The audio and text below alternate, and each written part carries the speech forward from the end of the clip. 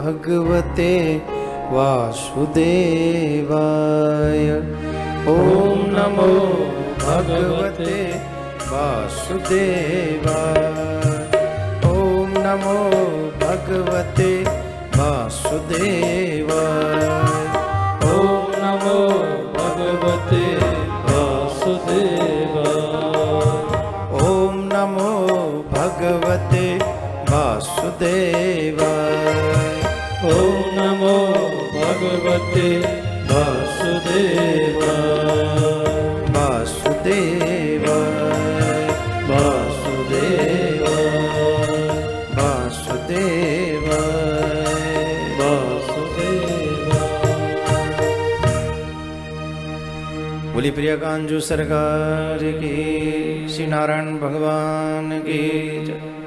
सभी भक्तों को मेरा प्यार भरा राधे राधे। जैसा कि आप सभी जानते, निर्जला एकादशी व्रत बड़ा ही सुंदर पुनीत पावन व्रत है, जो भी मनुष्य जीवन प्राप्त करने के बाद, वैसे तो ये कहते हैं कि किसी भी एकादशी के दिन अन्न ग्रहण नहीं करना चाहिए।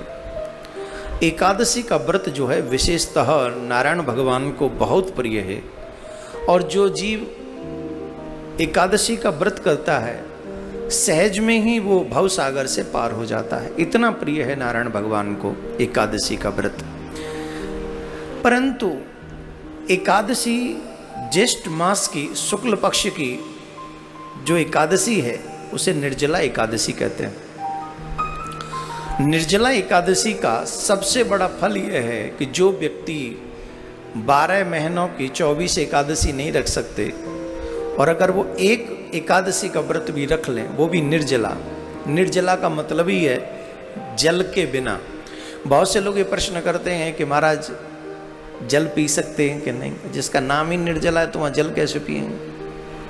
और सामर्थ्य ना हो तो जल ले लें, पर वो पूरा व्रत जो है फल वो तब मिलेगा जब हम और ये तपस्या है। ज्येष्ठ मास अपने आप में बहुत, इस समय सूर्य पूरे तपस पे होते हैं, और उस भयानक गर्मी में भी जो व्यक्ति जल भी ग्रहण नहीं करता 24 घंटे, सूर्य उदय से सूर्य उदय तक जो ग्रहण नहीं करता है, उसे 12 महीने की 24 एकादशियों का फल प्राप्त हो जाता है। कैसे? ये कथा आती है, पांडवों के समय की है।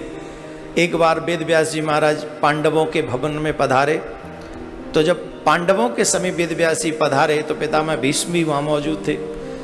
तो उस समय कुछ सत्संग की चर्चा हो रही थी, तो उस समय भीम ने अपना एक प्रश्न रखा वेद व्यास जी के चरणों में। बोले महाराज, जब भी एकादशी आती है तो मेरी माँ भी व्रत रहती है, मेरे भाई भी व्रत रहते हैं, और मुझ पे भी बार बार ये प्रेशर डालते हैं कि तुम भी एकादशी का व्रत रखा करो, और मैं बिना अन्न के रह नहीं सकता। आपको पता है मेरे उदर में ब्रक नाम की अग्नि है, और इस अग्नि से मैं इतना त्रस्त हूँ कि मैं तो एक दिन छोड़ो एक समय भी बिना अन्न के नहीं रह सकता।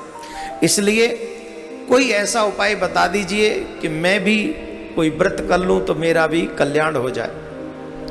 आप लोग विश्वास नहीं करेंगे, वेद व्यास जी महाराज ने कहा कि देखो भीम, तुम एक काम करो, ज्येष्ठ मास की शुक्ल पक्षमी की जो निर्जला एकादशी है, तुम उसको बिना जल के उस व्रत को पूरा करो, और सूर्य उदय से सूर्य उदय तक जल ग्रहण मत करना, तो तुम्हें 24 की 24 एकादशियों का फल प्राप्त हो जाएगा।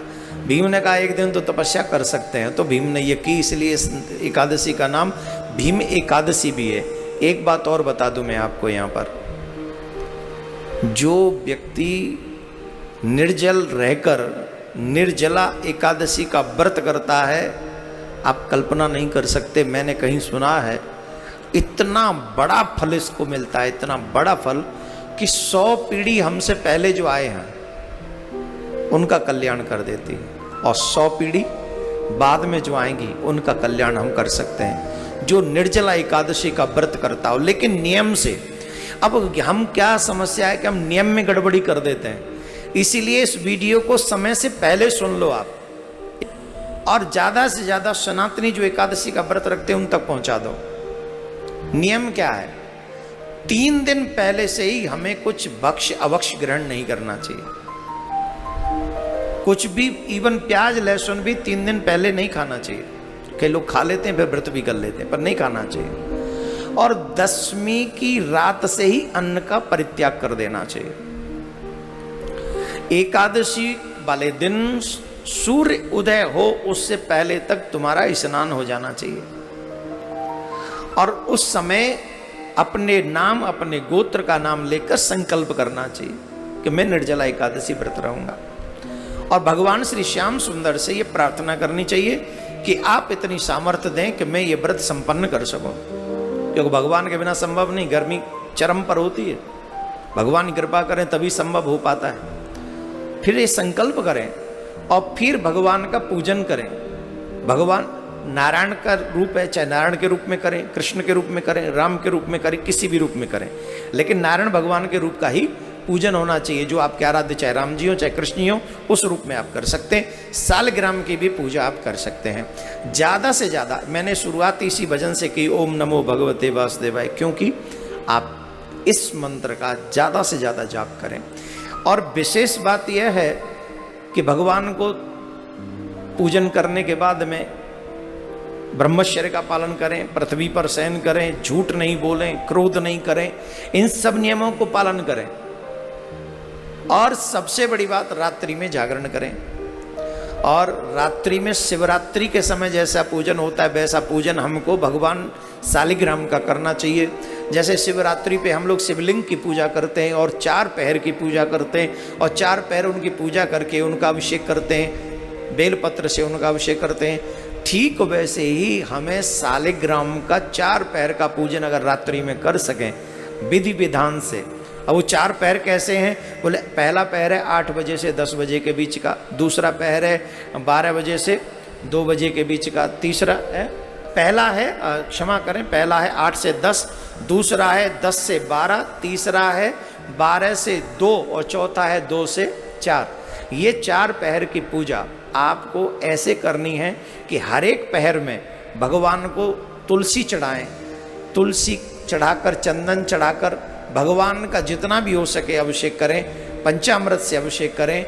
हो सके तो जितनी ज़्यादा माला आप ओम नमो भगवते वासुदेवाय की जाप कर सकेंगे।